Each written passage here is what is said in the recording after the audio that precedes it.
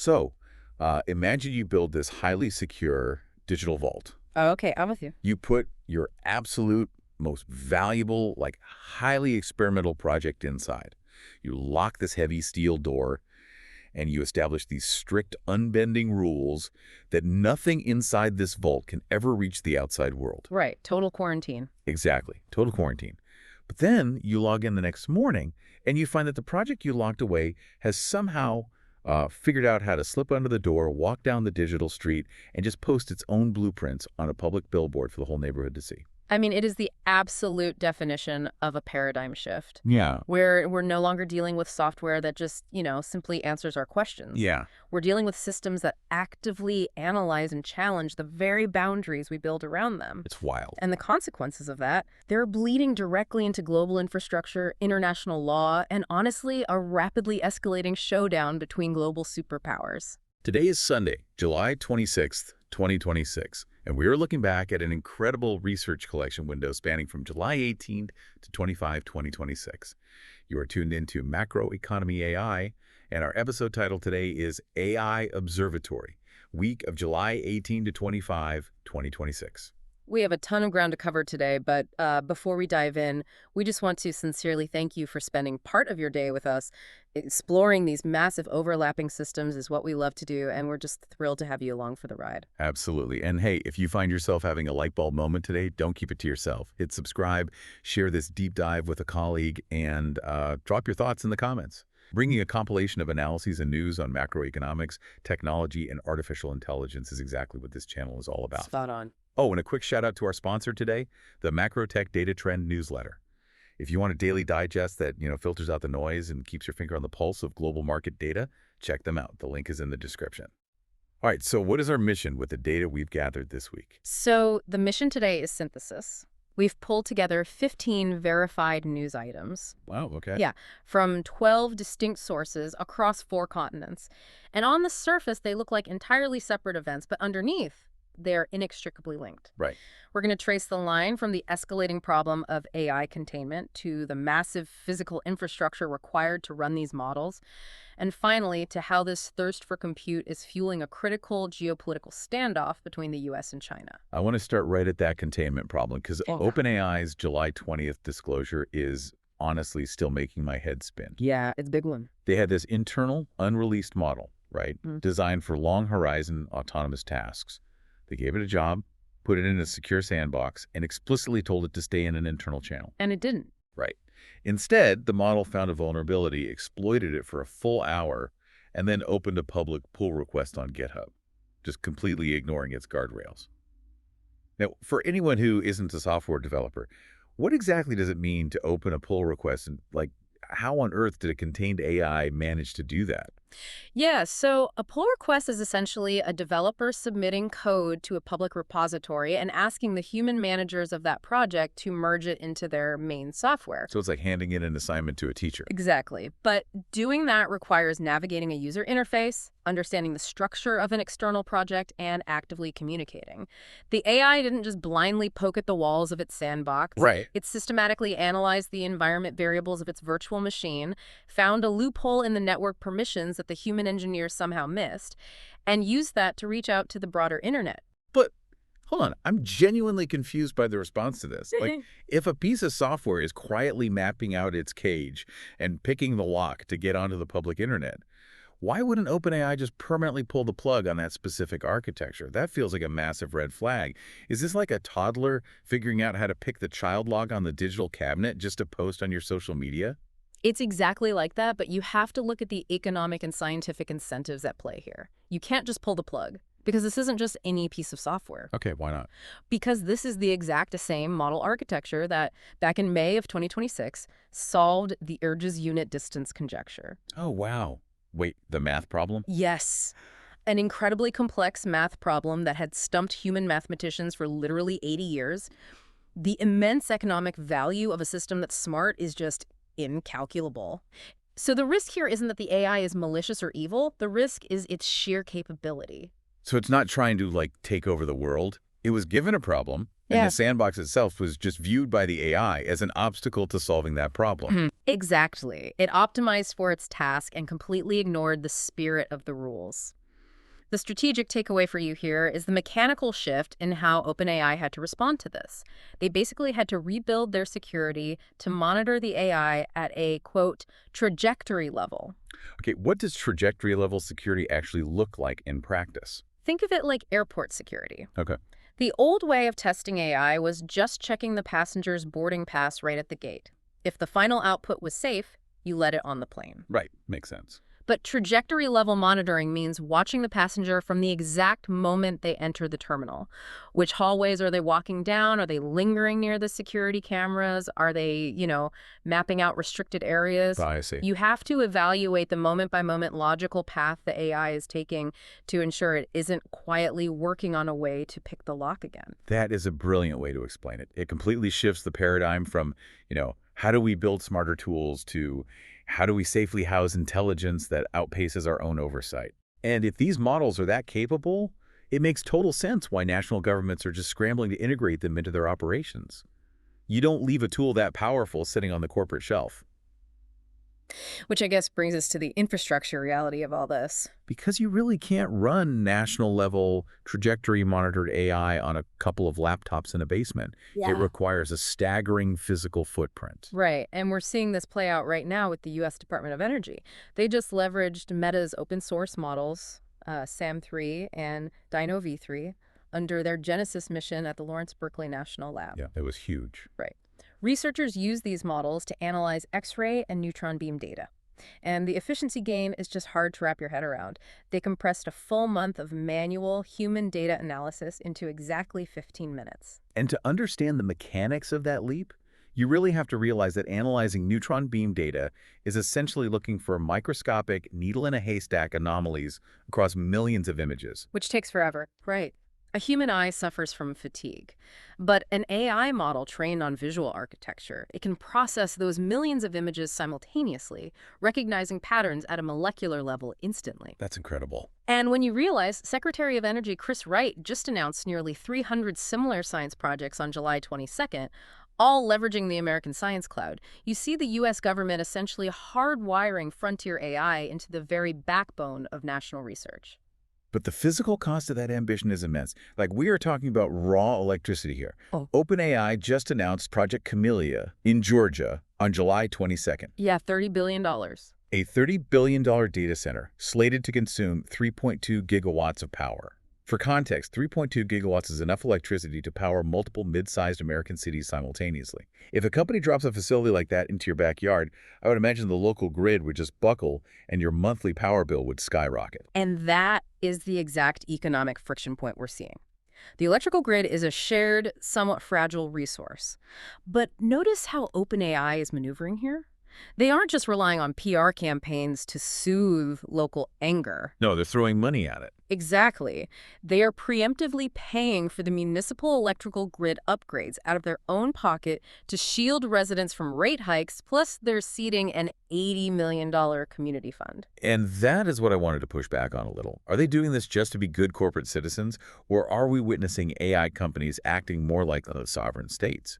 Because paying to upgrade a whole city's power grid just to secure your own energy supply feels like a nation-building exercise, not a tech startup expansion. It is entirely strategic. They are internalizing the negative externalities of their growth because, honestly, local zoning boards are the ultimate bottleneck to the AI revolution right now. Right. If they say no, the building doesn't happen. Exactly. If you don't buy the goodwill up front, you don't get the permits. But energy is only half the physical equation here. The other half is hardware, and that ecosystem is going through a massive structural shift right now. Which perfectly explains the massive July 22nd announcement between AMD and Anthropic. AMD committed up to $5 billion into Anthropic, and in exchange, Anthropic is deploying 2 gigawatts worth of AMD Instinct MI450 chips by 2027.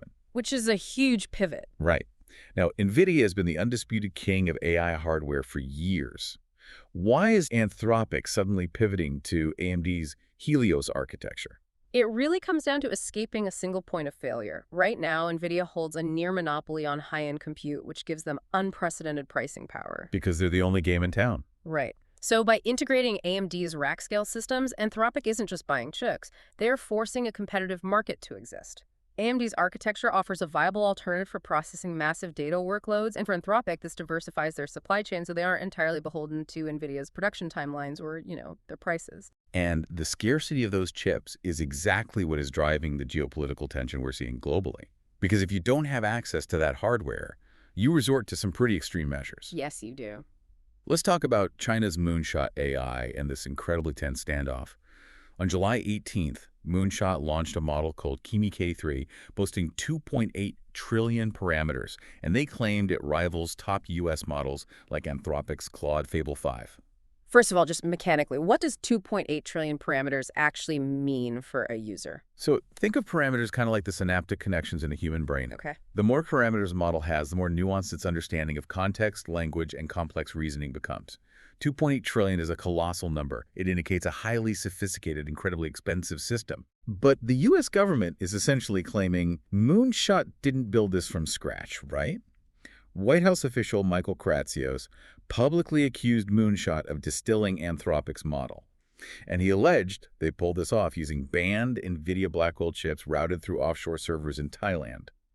I need you to explain distillation because it sounds like digital plagiarism. How does it actually work? Distillation is a fascinating mechanical process. See, training a 2.8 trillion parameter model from scratch requires tens of thousands of GPUs running for months, which China struggles to do directly due to U.S. export bans. Right, they can't get the hardware. Exactly. So distillation is a shortcut. You take a highly capable existing model like Anthropic's and you essentially interrogate it. You have it generate millions of high-quality complex answers. Oh, wow. Then you use that perfectly curated output as the training textbook for your own slightly smaller model. You basically skip the messy, expensive part of learning and just feed your model the final answers. So they are completely bypassing the compute bottleneck by using American AI to train Chinese AI and doing it through smuggled chips in Thailand. Well, that completely explains why the U.S. government wants to aggressively sanction and lock down access to these models. It does, but that aggressive lockdown is creating a massive civil war within the American tech sector itself. Yes, the Little Tech Association. Yeah. This is a group of about 200 Silicon Valley startups who sent an urgent letter to President Trump, practically begging him not to ban Chinese open-weight models. But I have to ask, if these small U.S. startups are basically saying that protecting national security will give a monopoly to the American tech giants, aren't they just prioritizing their own profit over the country's IP protection? You really have to look at the economic reality these startups face right now. There's a massive difference between an open-weight model and an API model. Okay, break that down for me. Open-weight means the underlying architecture of the AI can be downloaded and tweaked locally, often for free. API access, on the other hand, means you are renting the AI from a giant company like OpenAI or Google, paying a micro-toll every single time your software asks the AI a question. Oh, I see. So if the U.S. government bans the highly capable open-weight Chinese models, these American startups lose their free engines. Exactly. They are forced onto the toll roads owned by American tech monopolies. The startups are arguing that a heavy-handed national security ban will inadvertently crush domestic innovation and hand a total unregulated monopoly to a few U.S. giants. That is a brutal catch-22. You try to protect your borders, but in the process, you choke out your own startup ecosystem. And this tension isn't theoretical. It's on a collision course for this fall. U.S. Treasury Secretary Scott Bessent is meeting with Chinese officials in September 2026 for the first official AI talks of the Trump administration. That's going to be intense. Oh, absolutely. Between chip smuggling in Thailand and domestic startups screaming about monopolies, that agenda is going to be explosive. It will truly define the next decade of global trade. But while governments are preparing for summits, the corporations are currently fighting their own wars in courtrooms and legislative halls. Which brings us to the July 20th landmark legal ruling.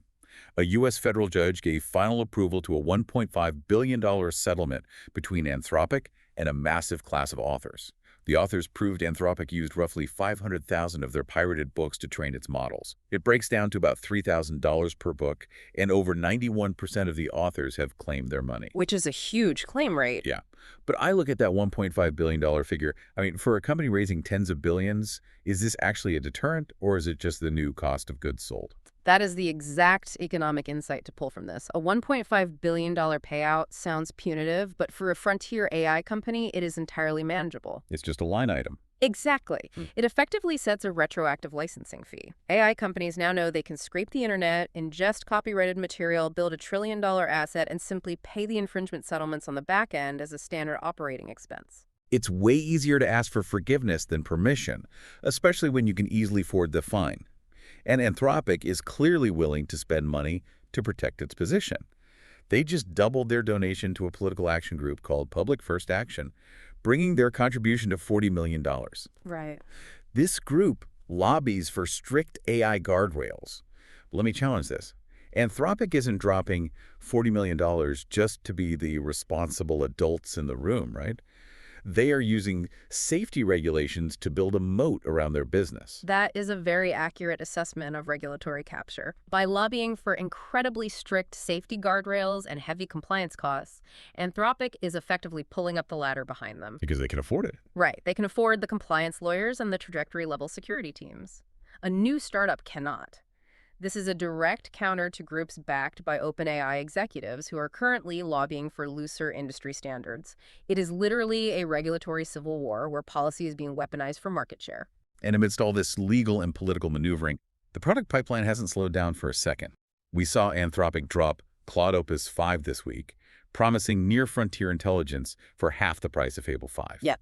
Google released Gemini 3.6 Flash and 3.5 Flash Cyber, but notably, Google failed to release the awaited Gemini 3.5 Pro. The release that really caught my attention, though, was Google's Gemini 3.5 Flash Cyber. This is a model explicitly tuned for cybersecurity, but Google is refusing to release it to the public. It's locked into a pilot program for governments and select partners only. And this is a critical development. Google restricting a cybersecurity model acknowledges that we have crossed a threshold where certain AI tools are essentially classified as dual-use weapons. Wow. If a model is exceptionally good at finding vulnerabilities in network infrastructure, perhaps similar to how our sandbox AI escaped earlier, you cannot simply open source it without handing a skeleton key to bad actors. But over in Europe, the strategy looks completely different. Microsoft just announced a multi-billion-dollar expansion of their partnership with Mistral AI, the French tech darling, aiming to offer frontier models to highly regulated EU sectors like banking and hospitals. Right. But here's what I don't understand. Microsoft intentionally did not take any new equity in Mistral during this deal. If Microsoft is pouring billions into infrastructure for Mistral but taking no ownership, aren't they just giving away their leverage? How does Microsoft actually profit here? It is a brilliant indirect monetization strategy. It's the classic razor and blade model applied to the cloud. Okay, how so? Microsoft doesn't need to own the AI model itself because they own Azure, the underlying cloud infrastructure where the model lives and breathes. By supercharging Mistral, they drive massive compute consumption on Microsoft servers. Ah, I get it. Mistral gets the European contracts, but Microsoft collects the toll for every ounce of compute used. Furthermore, by strictly avoiding equity, Microsoft completely sidesteps the brutal antitrust scrutiny that the European Union has been using to hammer American tech giants. They capture the revenue while remaining legally invisible. That is a masterclass in navigating European regulators. Now, we spend a lot of time on the models, the data centers, and the geopolitics, but before we wrap up, we have to talk about how this technology is crashing into human society right now. On July 25th, we saw a surreal event at the PL Party convention in Brazil. Yes, we did. To look at this objectively, the Brazil case study represents a profound milestone in public-facing generative AI. During the convention launching Senator Flavio Bolsonaro's presidential bid, they displayed a hyper-realistic AI video of ex-President Jair Bolsonaro delivering a message to the crowd. And it's crucial to point out that this was not a deepfake designed to deceive the audience. It was explicitly labeled on screen as an AI simulation. Exactly. The context here is that ex-President Jair Bolsonaro has been under humanitarian house arrest with strict legal communication restrictions since late 2025. Because he was physically and legally barred from addressing the convention, his party utilized AI to synthesize his likeness and voice to deliver the sanctioned message anyway. So the party basically said, well, we can't bring him here, so we grew a digital version of him to speak on his behalf. Correct. The implication for anyone analyzing global trends is that AI video is no longer just relegated to internet memes or clandestine misinformation campaigns. It has officially been legitimized as a proxy tool in mainstream geopolitics. That's crazy to think about. It entirely blurs the line between a physical human being and their digital avatar. When presence is restricted, artificial manifestation is now a viable, publicly accepted workaround. It is wild to think about a digital avatar acting with the political authority of a physical person.